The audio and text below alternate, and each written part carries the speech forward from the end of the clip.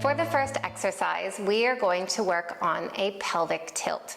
Now, I want you to imagine your pelvis like a bowl of water. If your pelvis is in neutral, you're not spilling water out of the bowl. But if you tilt your pelvis forward and into an anterior tilt to the front, you're going to be spilling water out the front. And then conversely, if you tilt your pelvis to the back, so you're doing a posterior tilt, you're going to be spilling water out the back of the pelvis. So again, we don't want to demonize either of these movements. They both have a place in time for moving, but we want to try to live a little bit more in the neutral zone, but be able to access the forward and the back with ease by your pelvis just doing it alone. So your exercise is a pelvic tilt. Lying on your back, go ahead and come into position with a little support under your head for your neck. Feet are flat, knees are bent. Now, we're going to move our pelvis through that forward and posterior tilt and try to do this several times. I'm just going to lift my shirt up so that you can see here.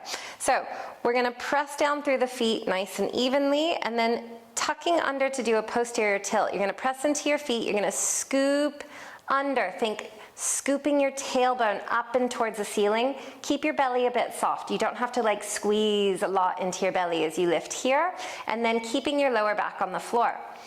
And then on the exhale or inhale, you can lower it down, and then I want you to arch, think pressing your tailbone down into the floor and lifting your lower back off the ground. So you're flipping into that forward tilt of your pelvis.